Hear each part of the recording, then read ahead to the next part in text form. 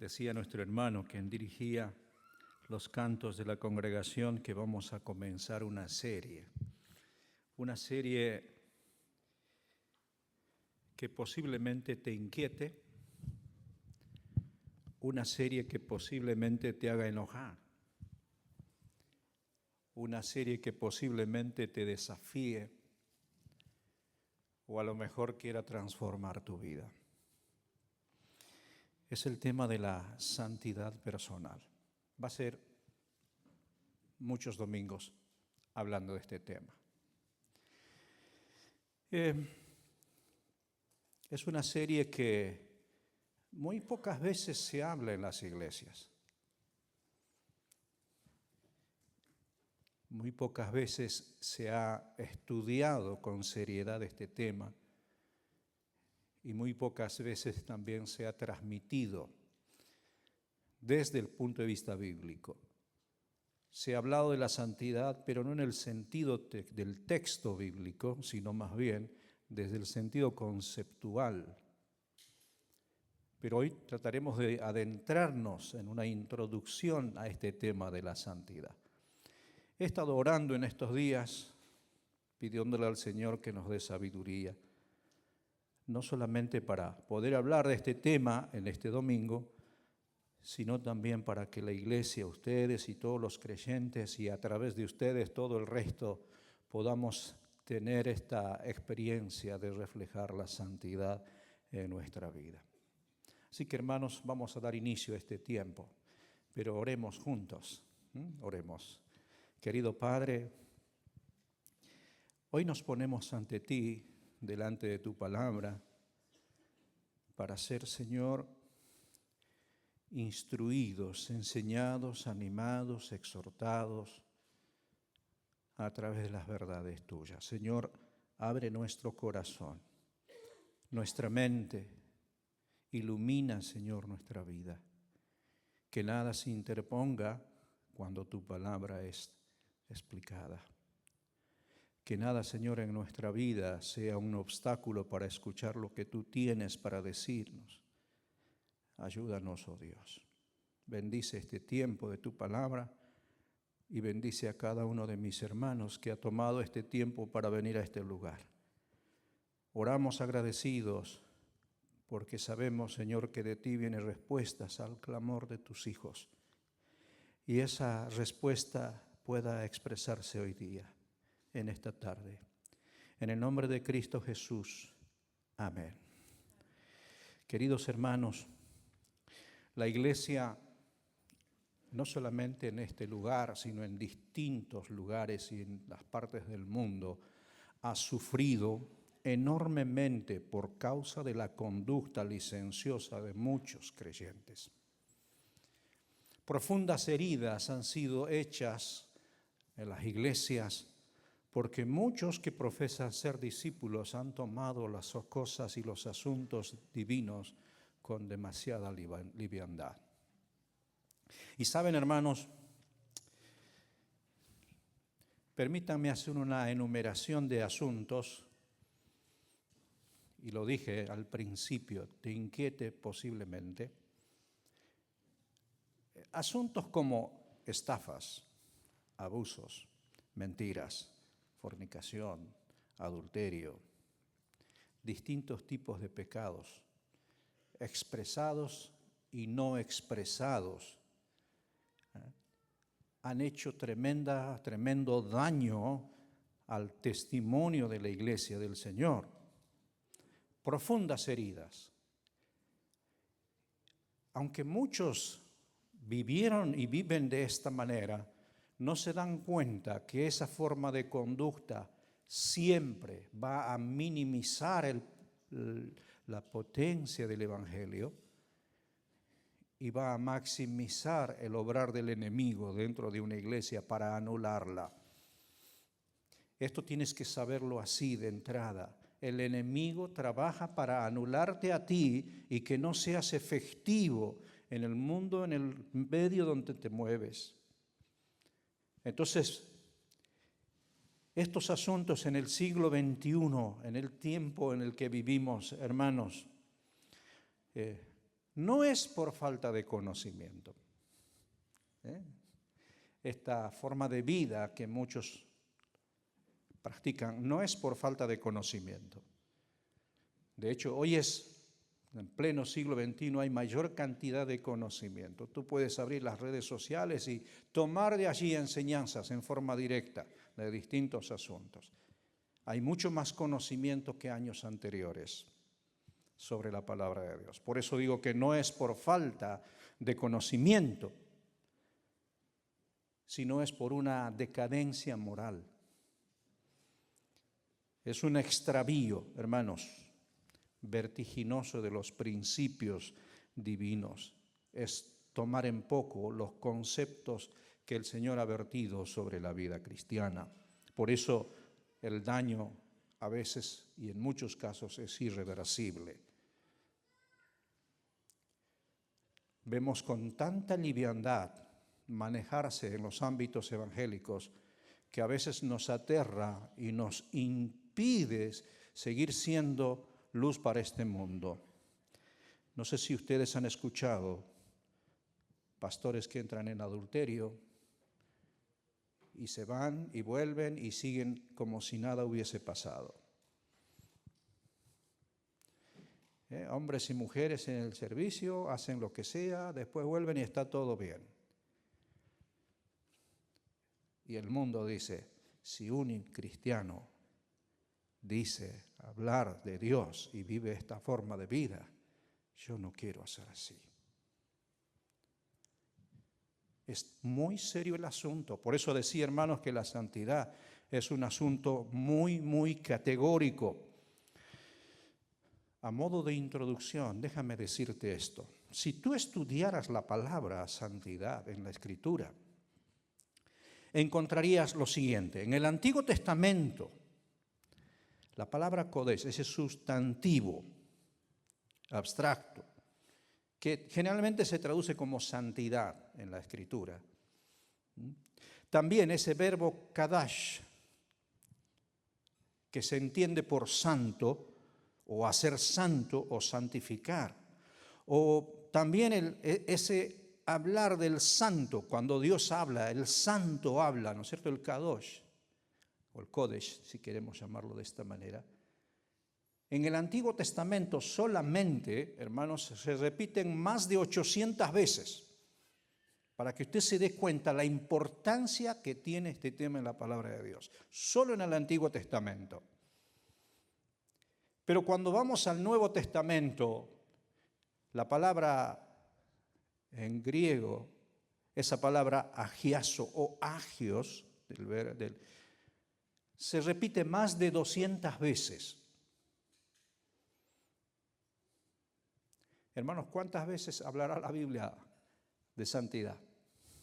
Sumado los dos. Más de 1000 veces.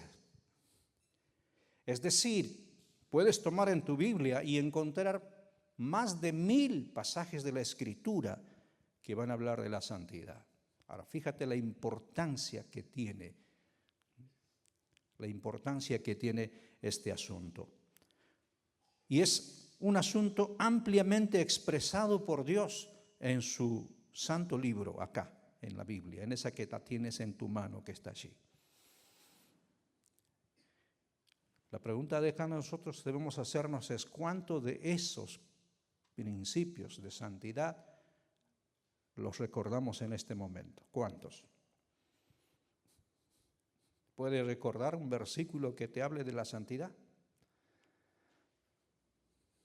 ¿Entienden? Esa es la importancia que le damos muchas veces. Podemos saber muchas cosas de cómo Dios nos ayuda, nos bendice, nos fortalece, pero cuando hablamos de santidad parece que ese término nos repele. Por eso es necesario, hermanos, hablar de la santidad.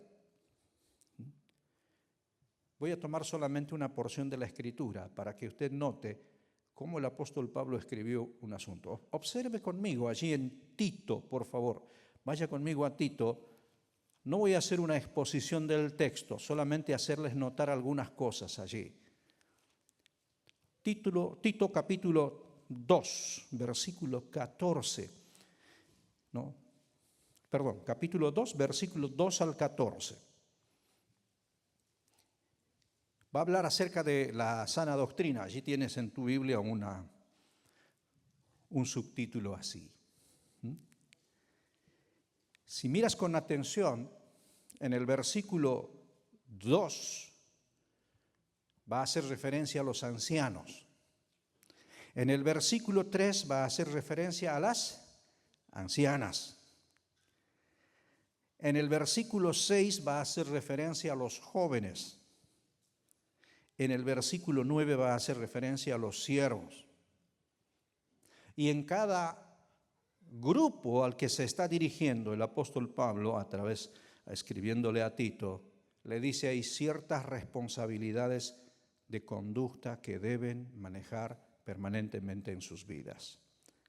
Ahora, si tú observas en el versículo 1 al 4, hablando de los ancianos y las ancianas y sus responsabilidades, en el versículo 5, la última parte, termina diciendo esta frase: para que la palabra de Dios no sea, ¿cómo dice?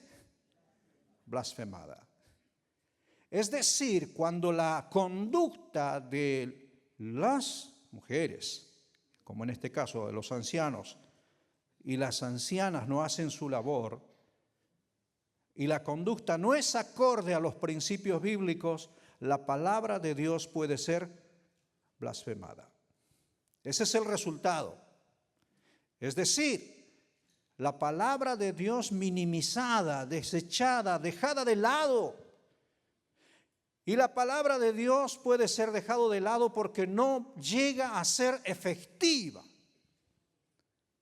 La palabra viva y eficaz. Ahora, observa por favor cuando miras el capítulo 2, versículos 6 al 8, cuando habla a los jóvenes y les mira, les dice la forma de conducta. El versículo 8 termina diciendo así: de modo que el adversario no se avergüence y no tenga nada malo que decir de vosotros.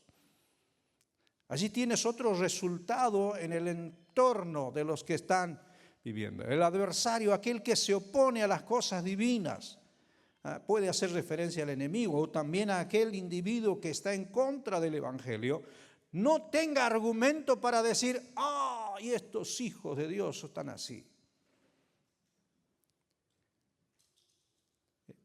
La sana conducta, la actividad en ejercicio de la santidad. Ahora mira el versículo 9 al 10.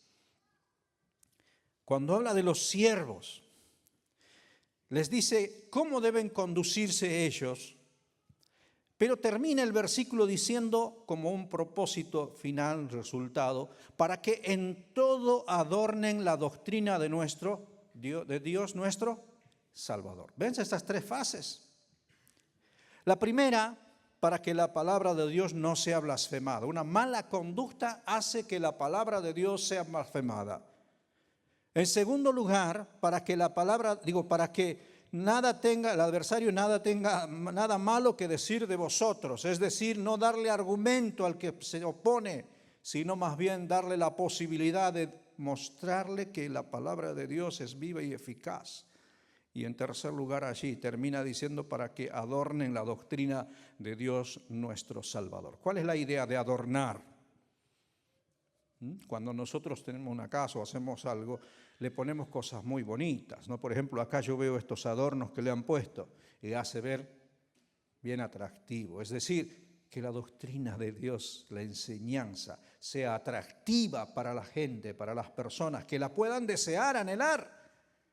Pero la mala conducta, la falta de santidad, hace que esto no sea posible. ¿Ven, hermanos? Es tremendo.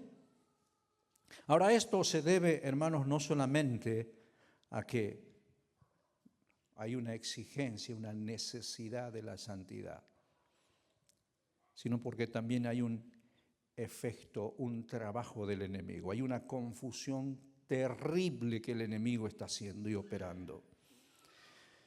Hay una operación silenciosa del enemigo trabajando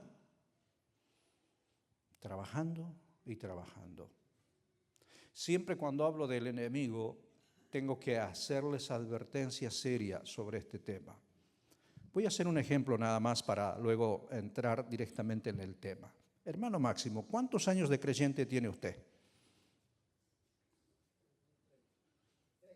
30. A ver, voy a preguntar a otro hermano. Carlos, allá atrás, ¿cuántos años de creyente tenés? Sí, 30.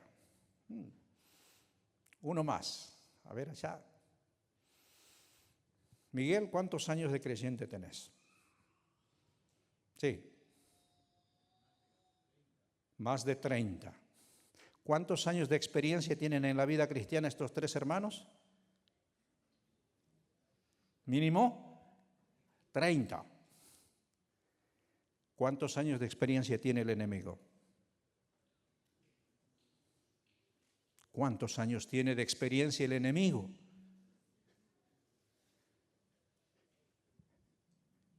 Él estuvo allí con Adán y Eva. Él estuvo con Abraham, con Moisés. Estuvo con David.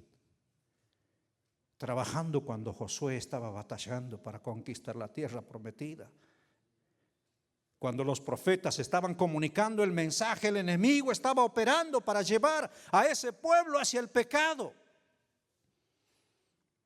Y vaya que tuvo victorias.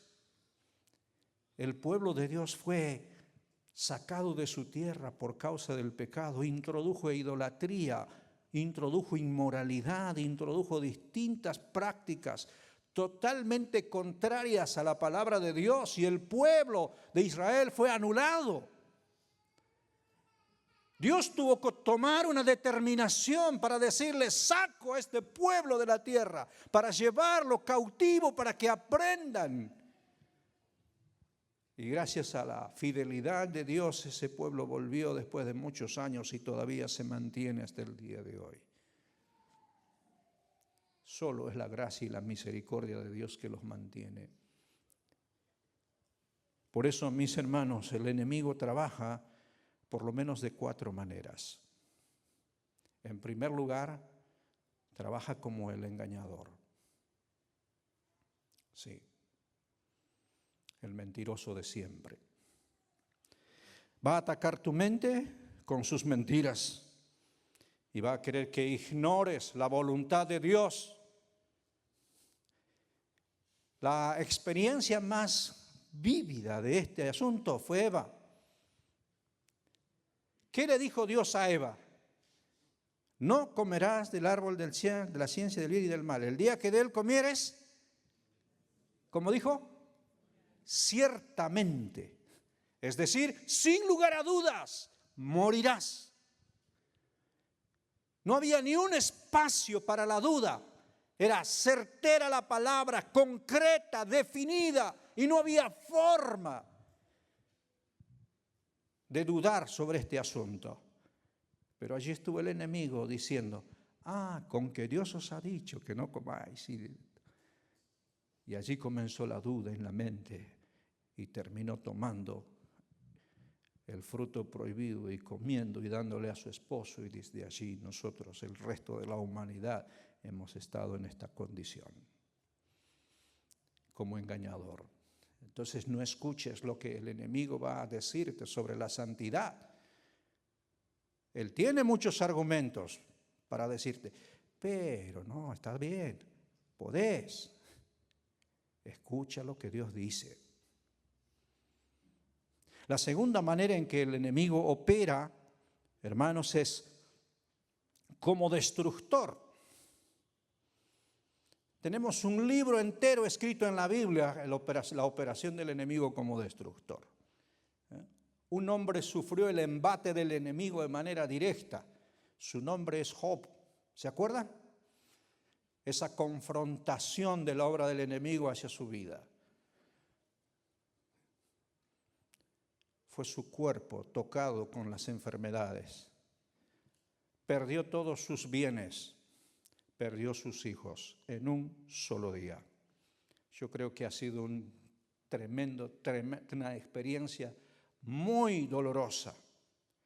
Y cuando parecía que todo estaba bien, bueno, podía ser soportable, su compañera, su esposa le dijo estas palabras: maldice a Dios y muérete. Y aquí tienes a un hombre luchando por su fidelidad, sin haber cometido pecado, siendo justo y recto, pero sufriendo los embates del enemigo, tocando lo más íntimo de su vida, de su familia, de su persona, y perdiendo tan de cerca a quien debería ser su compañera, en las buenas y en las malas. Maldice a Dios y muérete. Y responde: vamos a recibir lo bueno y no lo malo. Luchando, batallando para seguir siendo fiel a Dios. Un libro entero. El enemigo atacó a Job. Su cuerpo le trajo dolor y sufrimiento. Y quiso que Job se impacientara de la voluntad de Dios. ¿Sabías, hermanos, que cuando nosotros pasamos una situación crítica y difícil, muchas veces nos impacientamos con la voluntad de Dios? No estamos dispuestos a soportar, buscamos todas las salidas posibles. La tercera manera en que el enemigo trabaja y produce confusión. A propósito, antes de seguir a la tercera, me imagino las preguntas que le han hecho sus amigos a Job. Che, vos decís que crees en Dios, ¿y dónde está tu Dios? ¿Por qué no protegió a tu familia? ¿Qué pasó con tus bienes? A veces hay que pasar por las situaciones más difíciles y mantenerse en fe y en fidelidad y confianza y en santidad.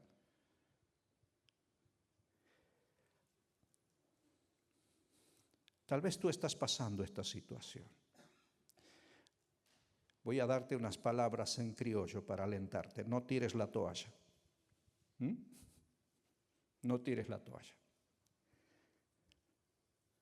Lucha por tu santidad. Batalla. Salí victorioso y airoso.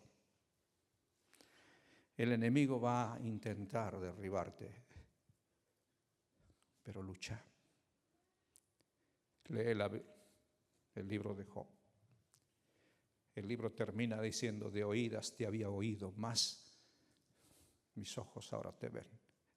Otro plano, otra dimensión del conocer a Dios. Y Dios le bendijo con más del doble. Tercera manera, el enemigo trabaja como dictador. Como dictador ataca nuestra voluntad. El primero ataca nuestra mente, nuestro cuerpo. En tercer lugar, ataca nuestra voluntad. Y va a utilizar muchas veces ese enemigo profundo, silencioso y oscuro, escondido en medio de nosotros, llamado orgullo. Sí. Y cuando trabaja esa área, Él quiere que vivas independiente de la voluntad de Dios, que dejes las cosas de Dios y que hagas tu vida por ti mismo. Y vayas en busca de tus objetivos, de tus planes y tus propósitos personales. Y cuando crees que llegaste, se derrumbó todo. ¿Saben quién hizo eso? David. David, un hombre conforme al corazón de Dios. Es tremendo lo que le pasa a ese hombre. La historia escrita ahí en la palabra de Dios nos dice que él tomó decisiones equivocadas varias veces. Él, cuando tenía que ser responsable en las batallas, él se quedó. Y cuando se quedó en su casa, miró a una mujer y codició a una mujer de su prójimo y cayó en adulterio. Y él no quiso seguir la voluntad de Dios, que era: no codiciarás la mujer de tu prójimo. Y él lo escondió por más de un año. Y todo está normal en la vida de él, hasta que Dios tiene que sacar a luz ese pecado, con una analogía, con una comparación. Y David se hizo el indignado, el molesto. Ese hombre merece morir. ¿Cómo puede ser que se haya matado una oveja? Y Natán le dijo: tú eres ese hombre. Él estaba viviendo independiente de la voluntad de Dios, intentando ser rey a su manera, con sus conceptos. Y allí vino el dolor a su familia tremendo. Como dictador, el enemigo lo desvió. Y nunca más Dios le dijo que pueda ser parte de lo que tiene que hacer. Allí concluyó su ministerio. Su hijo estaría construyendo el templo, mas no él. Como acusador, el enemigo va a atacar tu corazón, tu conciencia, ¿no? Como el acusador. Es la cuarta manera. Él va a llevarte a tu pasado, a las cosas que has cometido cuando no eras creyente o cuando eras creyente. Va a atacar tu corazón, tu conciencia, va a golpear allí hasta hacerte sentir culpable, y vas a pensar que ya no hay forma de que seas buen creyente, que ya no tienes la oportunidad de hacer la voluntad de Dios, porque eres un hombre o una mujer acabado.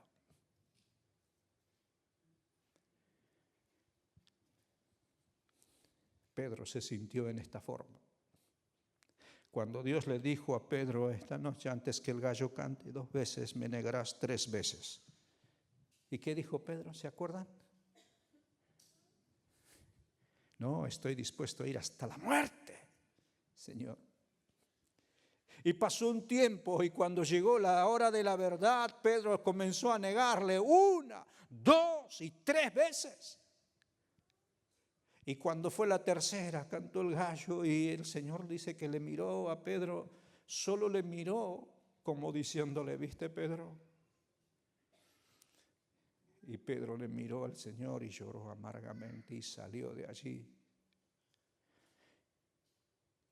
he fallado,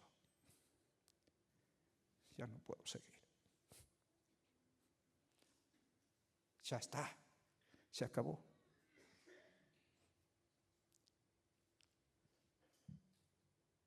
El Señor le busca después a Pedro y le dice: Pedro, ¿me amas? Tú lo sabes, Señor. Apacienta mis corderos. Te doy la otra oportunidad. El enemigo trabaja así. Ahora, yo no sé, puede ser que sea en tu vida lo mismo. Ahora, toda esta operación silenciosa del enemigo, hermanos, es para quitarte tu santidad personal. Por eso, en este tiempo y muchas veces, hermanos, la santidad va a ser atacada desde distintos ángulos, a veces con conceptos equivocados, con ideas que son fuera de la palabra de Dios. Déjame mencionarte algunos conceptos equivocados. Hay muchos que dicen: la justificación y la santificación es todo por fe. Todo lo tienes en Cristo, ya está. No necesitas hacer más nada. No hay que confundir la justificación con la santificación. Son 2 asuntos, uno después de otro. La justificación, como dice Romanos 5.1, lo ponemos en la pantalla, dice Romanos 5.1, justificados pues por la fe, tenemos paz para con Dios por medio de nuestro Señor Jesucristo. Es decir, nuestras culpas y nuestros pecados, nuestro pasado ha sido puesto en la cruz del Calvario. A mí me encanta lo que dice Colosenses capítulo 2, versículo 3. Allí en el texto, la palabra original dice, el prontuario que tenías tú fue tomado, puesto en la cruz del Calvario y anulado. Es decir, tachado, no está más. Allí en la cruz del Calvario. A partir de ese momento, Dios te declaró justo delante de Él. Y allí obtuviste también la santidad posicional. Quitado tus pecados, pagados por todos ellos, no hay de qué acusarte. Esa es la cuestión. ¿Y piensas que así va a ser? No, todavía estamos viviendo en este mundo. Entonces la santidad posicional es un hecho, pero no la santidad práctica. Por eso, mis hermanos, tenemos que aprender a mirar con atención este detalle. Dios sabía que había una lucha en nuestra vida y sabe que es así. Por eso sus mandamientos apuntan a nuestra vida en santidad. Mira, observa algo que quiero mostrarte aquí. Mateo capítulo 26, versículo 41. Observa, hermano, por favor. Esto es interesante. Te va a gustar esta porción de la Escritura. Es el Señor que está en Getsemaní, justo antes de ir a la cruz del Calvario. Getsemaní es el lugar impresionante por el contenido. Literalmente significa prensa de olivas, ¿sí? Es allí donde el Señor ha sido puesto a prueba final. Y allí es allí donde el Señor entrega en oración su vida al Padre, como lo dice el versículo 39, Padre mío, si es posible, pase de mí esta copa, pero no sea como yo quiero, sino como tú. Verso 42 termina diciendo, Padre mío, si no puede pasar de mí esta copa, sino que yo la beba, hágase tu voluntad. Entrega su vida voluntariamente. Los discípulos estaban allí decididos. Nosotros vamos a estar contigo, aún hasta la muerte. No pasó unos minutos más y el Señor en medio de esta lucha les dice en el versículo 41, velad y orad, para que no entréis en tentación. El espíritu a la verdad está dispuesto, pero la carne es débil. Esta era la prueba para ellos. Velad y orad, para que no entréis en tentación. Ahora, la tentación para ellos no era algo pecaminoso, sino se presentaría para que tomen una decisión entre seguir o huir. ¿Qué decisión tomaron ellos? Dejaron solo al Señor.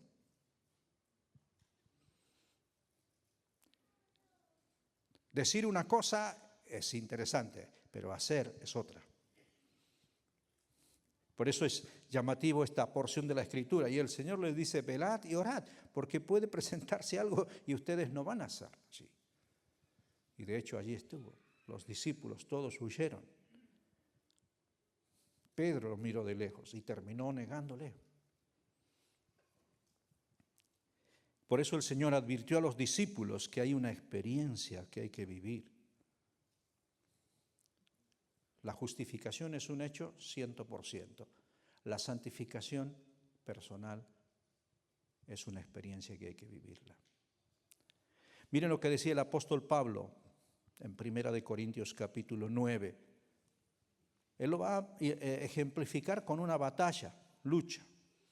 Miren, el contexto de esta porción de la Escritura es tomada de una práctica que se hacía allí en Grecia. Eran las Olimpiadas Ísmicas, ¿no es cierto? Las competencias. Y de allí viene el tema de las Olimpiadas, ¿no es cierto? Que cada 2 años acá vivimos en el mundo. Entonces de allí viene esa. Y había allí una carrera de fondo, se llamaban esta, y allí estaban los participantes de cada pueblo, se presentaban allí para ganar. Y cuando ganaban, llevaban la honra para su pueblo, su gente, y todo eran héroes considerados así, porque habían competido. Y estos hombres mantenían una disciplina y había ciertas reglas de conducta que debían mantener al máximo, porque de otra manera serían descalificados.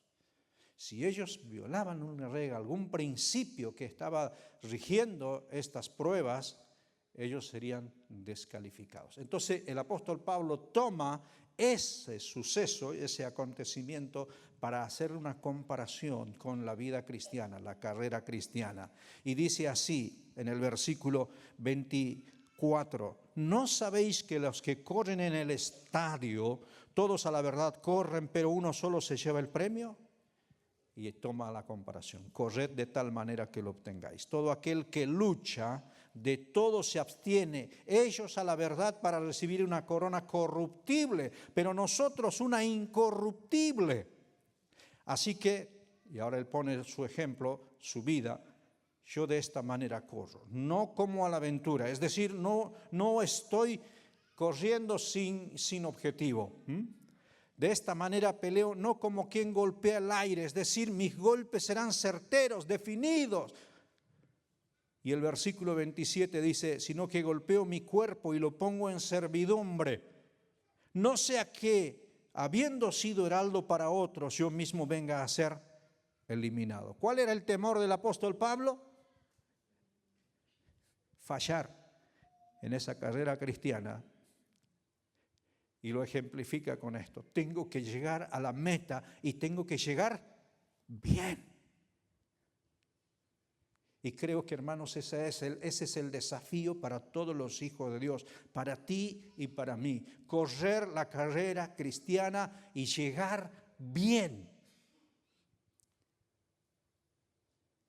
Y la vida en santidad es ese desafío. Hay una confusión porque opera el enemigo, pero el Señor advirtió.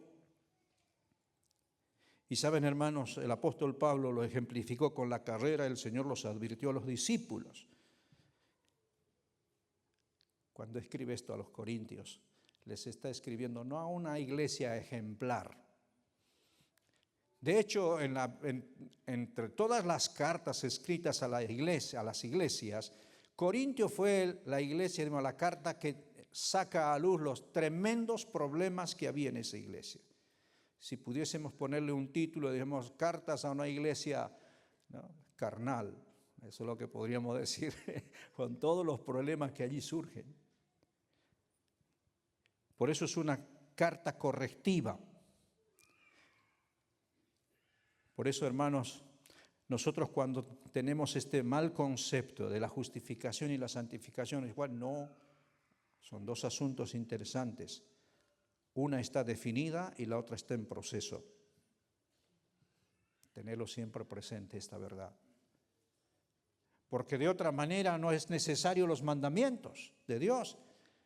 Hay uno en particular, sed santos porque yo soy santo. Esa es la exigencia de Dios. Ahora, segundo pensamiento equivocado. Muchos dicen, no debemos darle tanta importancia a la santidad personal, aunque la Biblia lo dice. Bueno, si crees y te sientes bien, está todo bien. ¿Cómo se sintió Adán y Eva después de pecar? Se sintieron tranquilos cuando se escondieron entre los árboles del huerto, ¿sí o no? Se hicieron delantales, ya está. Dios no nos va a ver. Ahora, fíjate que la mentira más grande ingresó en su mente y allí estaban. ¿Es verdad que Dios no los podía ver? ¿Podía o no podía verlos Dios? Pero en su mente ellos dicen, no nos va a ver, nos escondemos entre los árboles del huerto. El engaño está de uno mismo, no de parte de Dios. Si te sientes bien, está todo bien. No, no está todo bien. David se sintió bien, escondió su pecado allí. Por un año estuvo así, administrando justicia, haciendo todo, hasta que Dios lo confrontó. A veces, hermanos, nos acomodamos al pecado y pensamos que todo está bien. No, no está bien.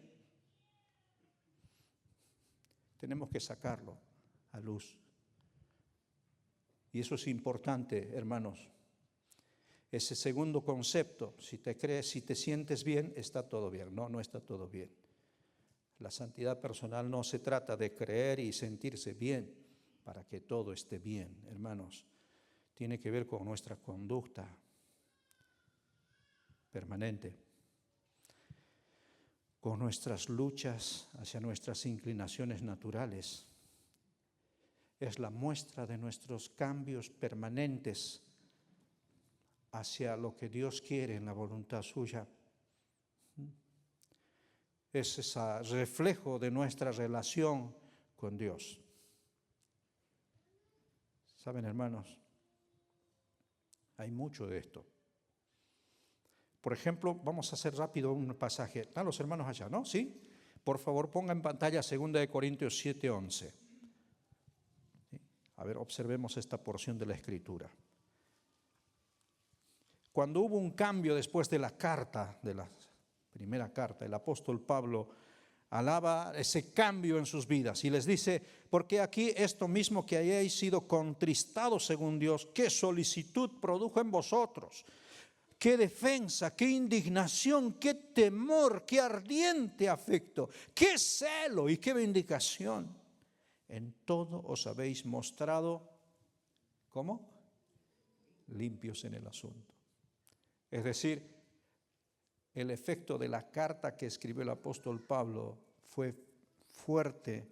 Ellos tomaron la decisión de dejar de participar en las cosas que traían pecado. Se despertó el celo en su alma. Se despertó, como dice allí, hermanos, la defensa y la indignación contra el mal. Eso es santidad. Mismo concepto, 2 Corintios 11:2, cuando el apóstol Pablo les explica por qué es importante esto. Y le dice allí en el versículo 2, porque os celo, con celo de Dios, pues os he desposado con un solo esposo, para presentaros como una virgen pura a Cristo. ¿Qué está diciendo el apóstol Pablo allí? Tomando la analogía de un matrimonio. Ustedes están comprometidos con Cristo. Por lo tanto, la pureza es su objetivo. Y ese es el deseo del apóstol Pablo. 1 Timoteo 5:22. Es un pasaje muy conocido porque el apóstol Pablo lo escribe a un sucesor suyo, si queremos llamarlo de esta manera. Le está diciendo las instrucciones para poder seguir en el ministerio y en el versículo 22 le dice, no impongas con ligereza las manos a ninguno. Paro aquí un segundo, hermanos, voy a explicar esto de la imposición de manos. La imposición de manos no era una transmisión de poder ni nada de esto. La imposición de manos era una práctica para decir, estoy de acuerdo contigo. Nosotros, por ejemplo, ¿cómo decimos estoy de acuerdo? ¿No es cierto? Esta es nuestra forma. Nos damos la mano, bien, ¿de acuerdo? Nos vamos a encontrar, nos encontramos, ¿listo? Cuando estaba de acuerdo alguien, se ponía la mano en la cabeza. Y aquí le está diciendo, no impongas con ligereza las manos a ninguno, ni participes en pecados ajenos, consérvate puro. Vas a estar en el ministerio, vas a ocupar una función especial, necesitas ser cauto. Manéjate de esta manera. En esa la palabra allí, consérvate puro. Hermanos, ¿cuán necesario es esto? A veces tenemos que levantar las manos cuando hay algunos que están haciendo, se les dice, no escuchan, se les habla, no prenden. Entonces uno dice, bueno, yo no participo allí. A veces es la mejor manera de mantenerse para ver los resultados negativos después. Consérvate puro. El apóstol Juan en Primera de Juan, capítulo 3, versículo 3, dice algo muy fuerte también. Dice allí en el versículo 3, todo aquel que tiene esta esperanza en Él, hablando del Señor, se purifica a sí mismo, así como Él es puro. Es decir, si hay esperanza en Cristo y buscas y anhelas lo que Dios quiere, se purifica a sí mismo. Es decir, intenta separarse, se separa de lo malo. Por eso, hermanos, es importante. Ahora, ¿te das cuenta por qué el Señor habló más de 1000 veces en la palabra sobre la santidad? Y el pensamiento que muchos dicen, no, está bien, si te es bien, está bien. No, no está bien. Hay una manera en que Dios dice que debemos vivir. Ahora, un tercer concepto o tercer pensamiento equivocado. Muchos dicen, hermano, no insista con la santidad, no podemos ser perfectos. Nadie va a ser perfecto en esta vida. No sea extremista, no sea fanático con el tema de la santidad, hermano. No se trata de ser fanático, se trata de ser obediente. No se trata de ser extremista, se trata de ser sensible a los preceptos divinos. No debemos confundir, porque muchos confunden santidad con perfección. No, hermanos, no existe la perfección en este mundo. No vamos a ser perfectos, pero vamos camino a la perfección. Porque el Señor va a tener que hacer una operación final que teológicamente se llama glorificación. Esa parte que le corresponde hacer a Dios es transformar todo nuestro ser. Esto corruptible se vestirá de incorruptible. Esto mortal se vestirá de inmortal, para darle la puntada final a lo que llamamos la glorificación. Y en ese estado, en esta condición de glorificado, poder ver al Señor y estar en su ámbito, en su lugar, verle, como dice el apóstol Juan, cara a cara, le veremos. Pero mientras estamos de este lado, la santidad es nuestra obligación. La perfección no la logramos aquí. Dios va a darle la puntada final. Por eso, hermanos, no es fanatismo, es seguir los preceptos divinos. Ahora, ¿saben, hermanos? Siempre vas a notar en la palabra que te va a motivar a eso. Ayer en la clase que tenemos aquí en la tarde, hicimos un desglose breve de 2 de Corintios capítulo 7:1. Estamos haciendo, y quiero recurrir a esa porción de la Escritura y acompáñenme por favor, 2 de Corintios capítulo 7, versículo 1. Este versículo salió de entre los hermanos y dijo, bueno, a ver si podemos hacer este versículo. Hicimos un desglose de los términos allí, fue interesante, ¿no? El versículo 1 del capítulo 7 es una conclusión a todo el argumento presentado en el capítulo 6. ¿tá? Porque comienza con un conectivo así que de resultado. Amados, puesto que tenemos tales promesas, vaya, mire, observe, analice el capítulo 6 para ver cuáles son las promesas. Limpiémonos de toda contaminación de carne y de espíritu, perfeccionando la santidad en el temor de Dios. Es decir, la santidad es un proceso que nosotros debemos practicar. Es decir, hay posibilidad de hacer o de perfeccionar la santidad de Dios. Allí las promesas son impresionantes. Voy a mencionarles algunas nada más. Fíjense, por favor, el versículo 16, ¿no? Los corintios tenían esta costumbre de ser amigables con los incrédulos y vivir y convivir en todo lo que estaban haciendo. Y el Señor les dice allí en el versículo 16, ¿qué acuerdo hay entre el templo de Dios y los ídolos? Porque vosotros sois el templo del Dios viviente. Tienen que aprender a diferenciar que ustedes no son lo mismo que los de están allá afuera. Ustedes son el templo del Dios viviente. En ustedes mora el Espíritu de Dios. Entonces, hay algo que hay que mostrar diferente. Y seguidamente les dice como promesas, ¿no? Habitaré y andaré entre ellos. ¿No? La primera, en el templo del Dios viviente, te está hablando de tu posición como cristiano, como hijo de Dios. Cuando dice habitaré y andaré entre ellos, te está hablando de la presencia, ¿no? Y de la actividad divina en tu vida y a través de tu vida. Y dice allí en el versículo, ¿no? Seré su Dios y ellos serán mi pueblo. ¿Ven? Qué interesante, ¿no? Pertenencia. Seré su Dios y serán mi pueblo. Y termina el versículo 18, allí dice, seré para vosotros por padre y vosotros me seréis hijos e hijas, dice el Señor Todopoderoso. Allí está hablando de protección y de provisión, como un padre que guarda y que cuida y que provee y que protege a los suyos. Allí estaré yo con eso. Son las promesas vivas. Y Pablo dice, si esto Dios nos está diciendo, versos 1 ahora, 7, así que amados, puesto que tenemos tales promesas, tenemos una responsabilidad. Limpiémonos de toda contaminación de carne y de espíritu. Es decir, esa parte es parte nuestra, es nuestra responsabilidad. Tremendo. Por eso, mis hermanos, la santidad es una responsabilidad personal que debemos asumirla cada día.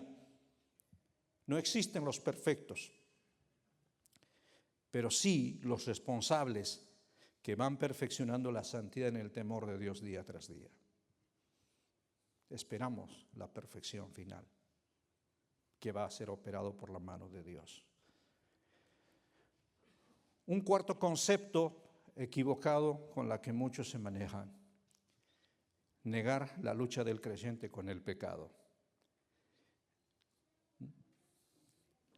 Algunos han llegado a decir, si tienes lucha con el pecado, no eres creyente o no eres tal. Mis hermanos, cuando el ser humano ha creído en Cristo como su Salvador personal, han ocurrido 213 cosas bíblicamente. Y de esas 213, una es ser llamado hijo de Dios, ser hecho hijo de Dios, no porque uno se hace hijo de Dios, sino que hay una operación divina.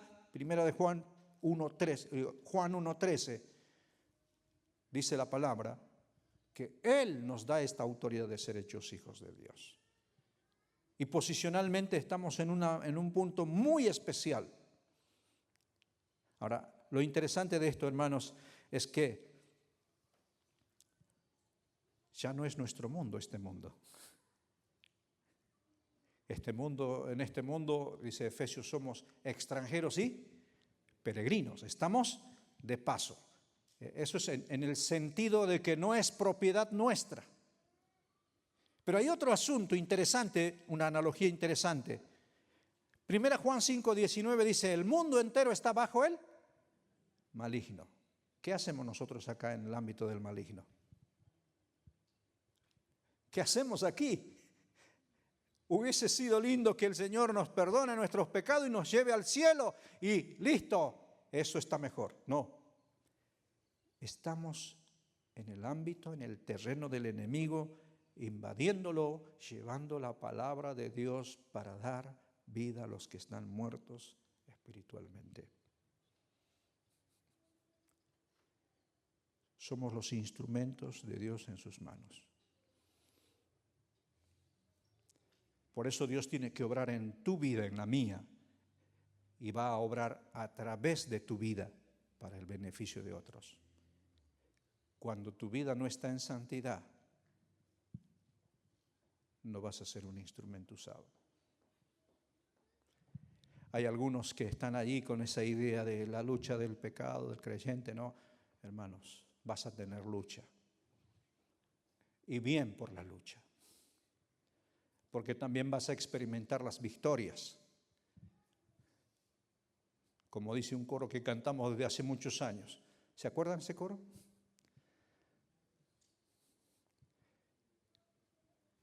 Si no hay lucha, no hay victoria. Por eso, hermanos. Y por último, y cerrando este tema, hermanos, un quinto principio o quinto concepto equivocado. No es necesario esforzarse contra la lucha, contra el pecado. Hay que ser pasivos, tranquilos, total, no hagas nada, Dios ya sabe. Saben, hermanos, la santidad nunca es pasiva, nunca la santidad entra por ósmosis o por contacto, o porque vos vas a tocar algo y vas a ser santo. No, hermanos, la santidad es progresiva, es tu sensibilidad al mal, a la maldad, para alejarlo de tu vida y para estar cerca del Señor. El himno lo cantamos, cerca, más cerca, oh Dios, de ti quiero estar cerca. Por eso la santidad nunca es pasiva y nunca se va a contagiar por pasividad, siempre va a ser un ejercicio. Entonces va a haber sensibilidad hacia el pecado en tu vida y esa sensibilidad se va a ejercitar para rechazar aquello que no es agradable a Dios y va a ser progresivo. Ese es el concepto de Romanos 12:1. ¿Se acuerdan lo que dice Romanos 12:1? Refrescamos nuestra mente y ya casi cerramos. Dice Romanos 12:1 estas palabras. Así que, hermanos, os ruego por las misericordias de Dios que presentéis vuestros cuerpos en sacrificio vivo. ¿Qué más? ¿Qué más? Santo, agradable a Dios, que es vuestro culto racional. ¿De dónde saca este concepto el apóstol Pablo? ¿No?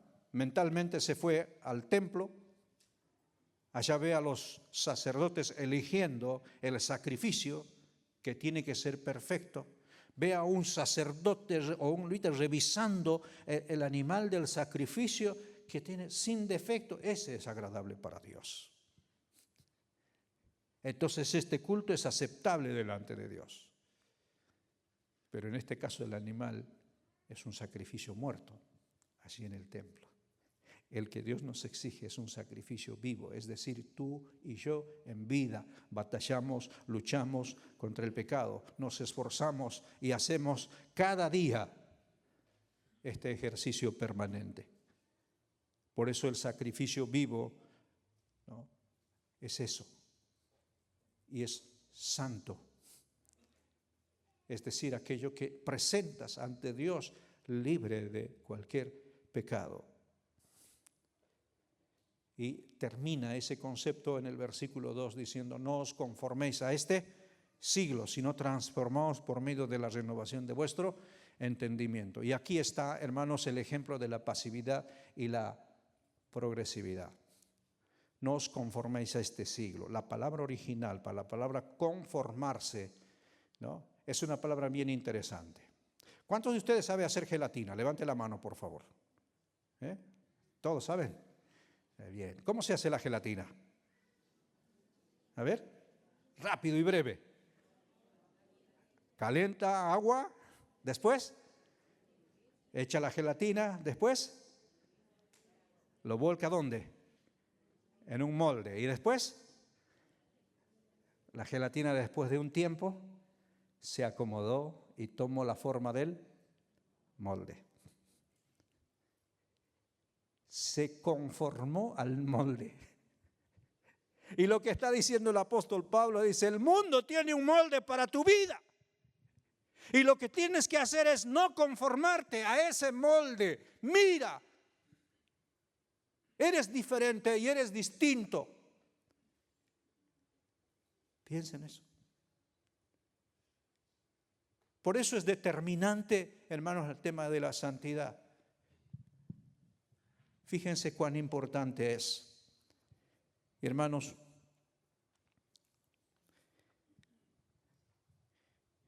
el tema de la santidad recorre de punta a punta la palabra de Dios, desde el comienzo hasta el final.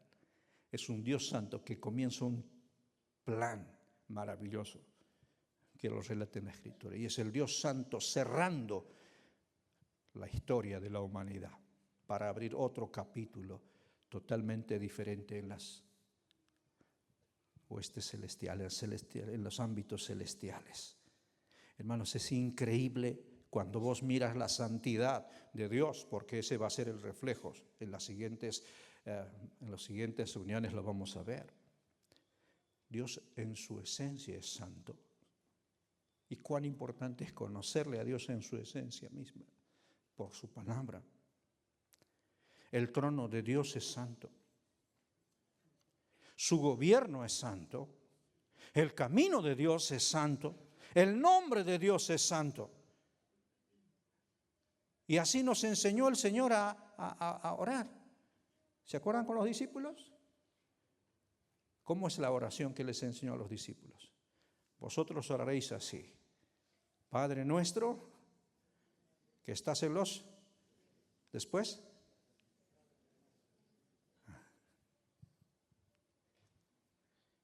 Dios es santo, no necesita ser santificado, pero está diciendo nosotros en ejercicio debemos vivir en función a lo que eres. La santidad comienza así, hermanos. Es el desafío para todo creyente. Ahora, hermanos, díganme con honestidad. ¿Van a estar los domingos a las 4 de la tarde? ¿Sí? Escucha la santidad. Va a ser un desafío para ti. Y créanme, hermanos, que vas a crecer. Vas a empezar a enfrentarte a las verdades de Dios y va a desafiar para cambiar tu vida. Para salir de ese atolladero, para dejar ese pecado o esa mala conducta o ese hábito sucio o que está impidiendo tu crecimiento. Tienes que escuchar la santidad. En los próximos domingos los hermanos van a estar exponiendo este tema. Pero vení con el corazón, decirle: Señor, yo quiero aprender, quiero salir de este atolladero en el que estoy, quiero ser diferente y quiero vivir y experimentar lo que es la santidad. Y hermanos, concluyo con un versículo que debería haberlo mencionado al principio, Hebreos 12:14, que es un aliento y un ánimo del escritor. Y hermanos, lo leemos y cerramos en oración. Mira por favor capítulo 12, en el versículo 14. ¿Qué dice, hermanos, allí? ¿Todos juntos? Seguid la paz con todos y la santidad, sin la cual nadie verá al Señor. Hermanos, ¿quieres ver a Dios obrando en tu vida? ¿Quieres ver a Dios obrando a través de tu vida? La santidad es importante en tu vida. Hermanos, que el Señor nos dé sabiduría y nos dé entendimiento con relación a lo compartido. Hermanos, vamos a terminar orando al Señor. Querido Padre, cuán importante es tocar este tema de la santidad y cuán desafío se presenta delante de nosotros, Señor. El espejo de tu palabra remueve nuestra conciencia. Señor, pone su luz en lo más profundo de nuestro ser y allí entendemos la que necesitamos santidad. Señor, sigue obrando en nosotros. Abre nuestro entendimiento, Señor, haz sensible a nuestra alma y nuestro espíritu. Que nada, Señor, nos impida conocer la santidad y vivir esta experiencia. Ayúdanos, Señor, y ayuda a mis hermanos también, como a mí. Es un ruego personal y un ruego para todos mis hermanos, no solamente de esta iglesia, sino de todos los hermanos, los hijos tuyos en el mundo entero. Lo necesitamos, Señor, necesitamos de tu obrar. Gracias por este tiempo a la luz de tu palabra. Bendícenos, Señor, en el nombre de Jesús, nuestro Salvador. Amén. Hermanos, que el Señor los bendiga.